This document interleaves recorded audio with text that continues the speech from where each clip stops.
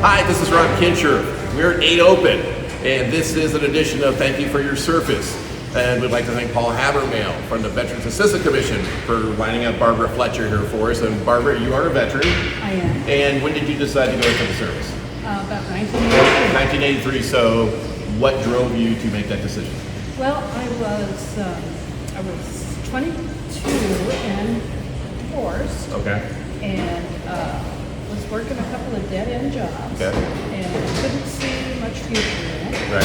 And decided that I wanted to do something that was going to improve my life. Okay. It was going to allow me to get some education, a little adventure, get me out of my hometown.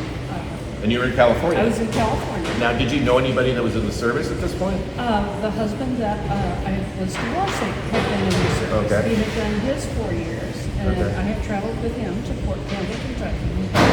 So I had been an Army's wife. Okay.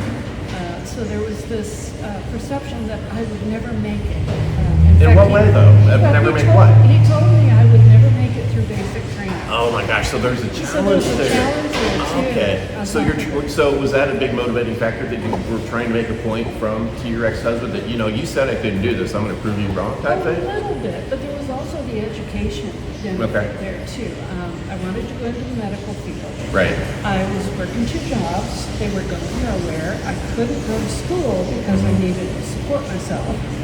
So I did a lot of thinking and decided that if I went into the medical field, I could be earning while I was earning my living while I was learning the field, and go to school at the same time, because depending on your job, you could still go to college. Right. So it seemed like Logical choice at that point. it seemed like a great choice. So what did your friends and family think about that decision? Oh, my mother was horrified. Was she really? She was absolutely horrified. She had a 1950s perception of women who went in the military. Okay. So you can imagine what that was. So what was your perception at that point of women going? Well, you lived on base, so you probably had a pretty good perception of what Right, women so- in the military were like. Sure. So I had seen a lot of women who had, at that time, they were WACs. Right. So they were clerks and they were medical, things like that. So I had no bad perception of women in the military. So so once you got into the military, you went through basic training and you ended up stationed overseas, did your perception change of what a woman in the military was? Maybe a little bit. I had been around WACs. Well, I wasn't a WAC. Right. I went in after the WACs were over. They were whacked. The WACs were whacked. Right. That's a good one. I went into the regular Army, so I trained with men. Where the WACs, their training was a lot different. A lot of the WACs that I served with never fired a weapon. Okay. I threw hand grenades, I fired a machine gun, I did all the same thing in basic training that the men did. So my basic training was much different. And so I was trained just like the guys. Right. In fact, we had a shared company with the males. So I thought I was pretty tough. Yeah, but you thought you were, but did you end up being as tough as you thought you were? No, not necessarily. Okay. I learned pretty early doing things like ruck marches and stuff like that, where you've got a backpack, a rucksack on your back, and a helmet on your head, and then 16 in your arms, and you're trudging down, dirt roads and through the sand. And Was there a point that you thought this was a really bad decision? there were a couple of times. Okay, what pushed you through that? Was it your ex? Always in the back of your head saying, you can't do this, girl? Part of it, and part of it is just I was just too stubborn to quit. Okay. So you ended up in the medical side of things. So what type of medicine? You weren't practicing medicine necessarily. No, Were you treating people? I was a patient administration specialist. So what I did was medical records and admissions and discharges from hospitals and healthcare, all kinds of the whole paperwork side of the hospital and medical treatment.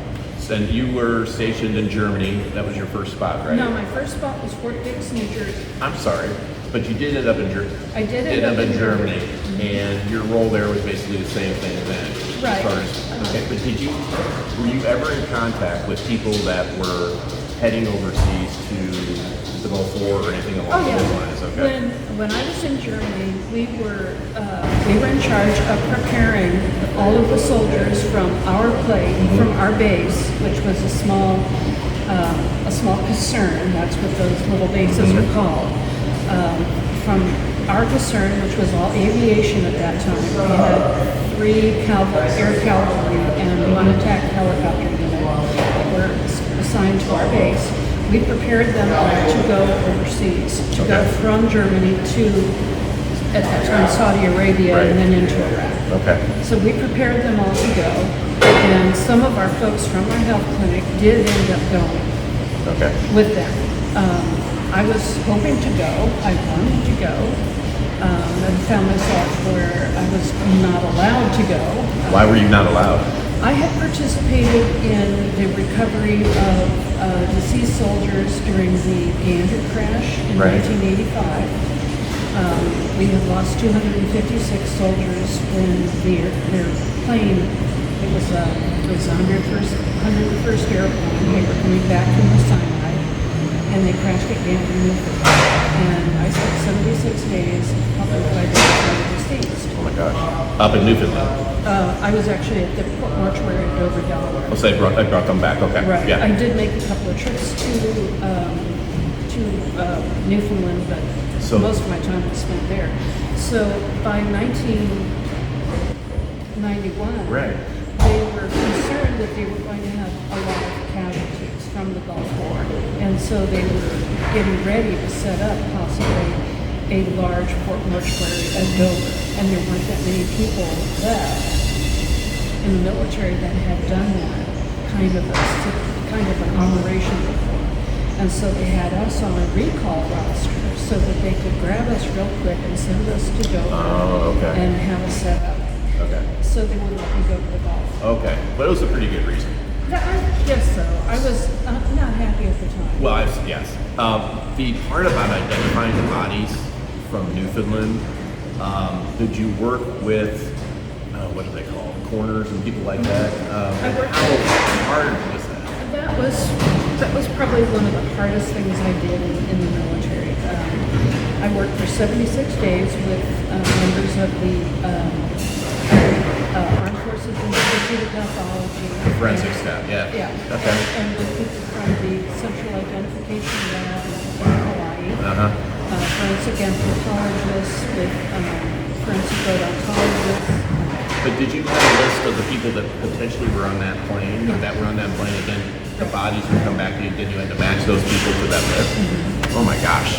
And that was before DNA. And so it was a long, long operation. Because of some of the things that had happened during the Vietnam War, where there was a lot of public suspicions about the honesty of the military.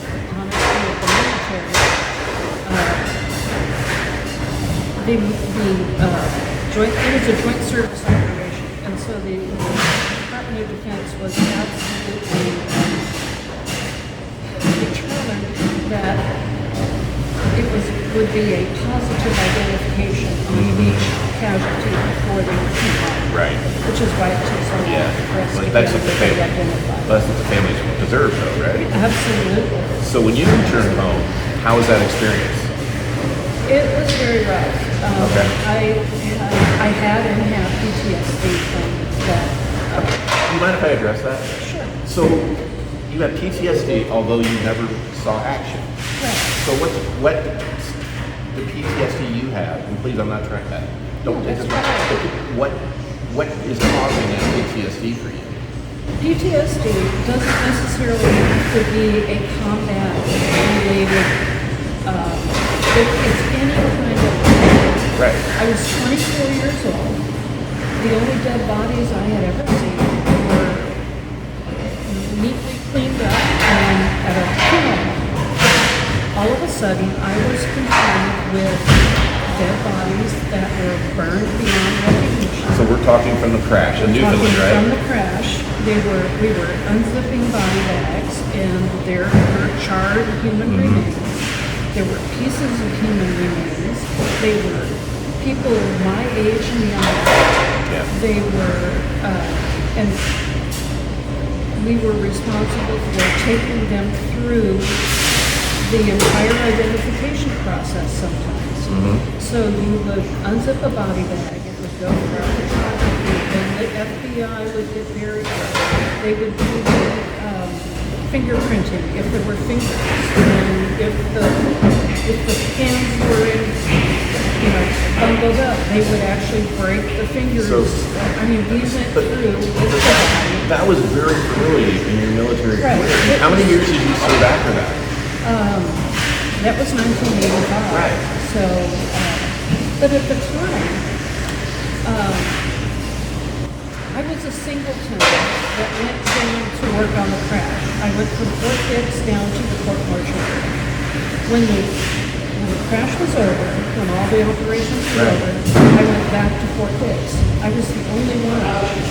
So you had no one to share the I experience had no with. one to share the experience with. I had no mental health support at all. But did you, when you left that spot, Fort Dix, and went to Germany and the other ports of call that you had, were there any type of support for the feelings you're going through at those points?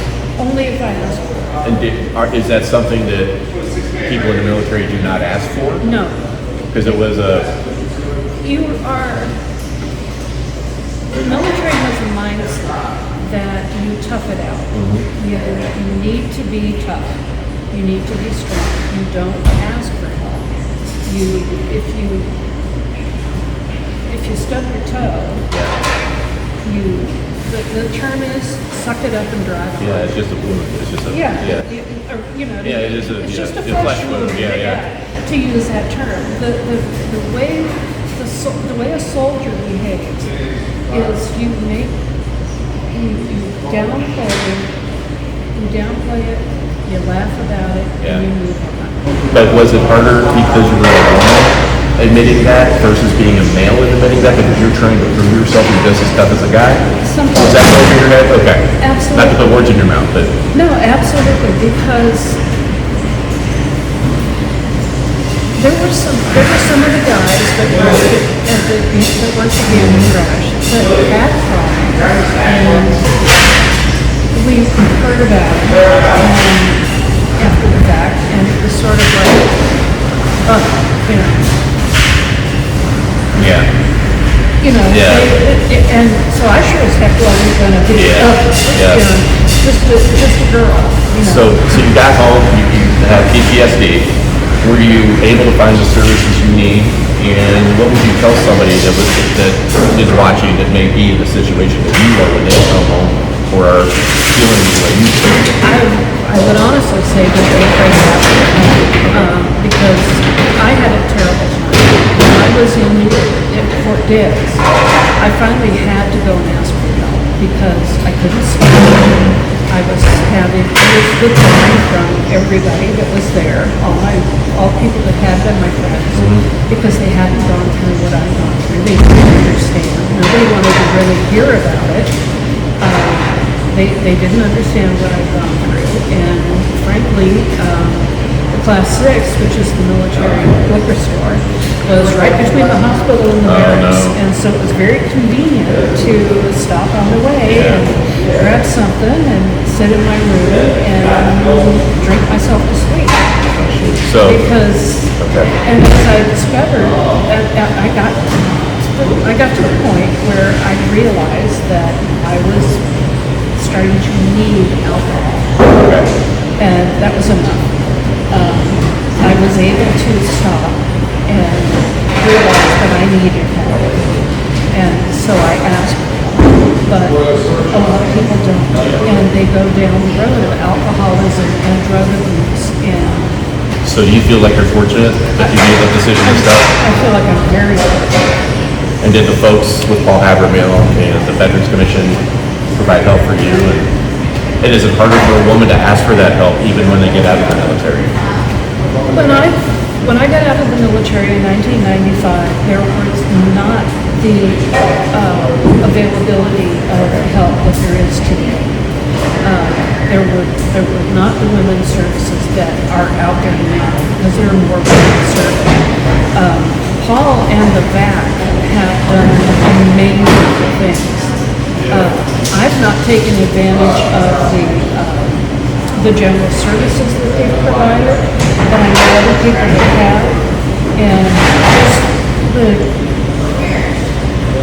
for a while when I lived in Springfield, I was a graduate student. I was working and I was trying to go to graduate school at night. I have two children. I am a single woman. I have no children. I'm making some money. I'm going to graduate school. I don't qualify for anything. The VA does not cover dental care. Okay. Unless you are 100% disabled. I had a horrible toothache. I spent the whole weekend in agony. Right. There was nothing I could do. There was no place I could go. Now there's help. Okay. Now there's someone like Paul, where people can go, and lo and behold, Paul can send them to a dentist, and get it paid for. I was fortunate enough that somebody told me that Springfield Township had a program where I could get one dental treatment. Yeah. So I got one dental treatment to pull the tooth, Off you went. and off I went. But and that was just fortunate, good fortune on my behalf. But there were times when I was trying to go through graduate school and support myself, where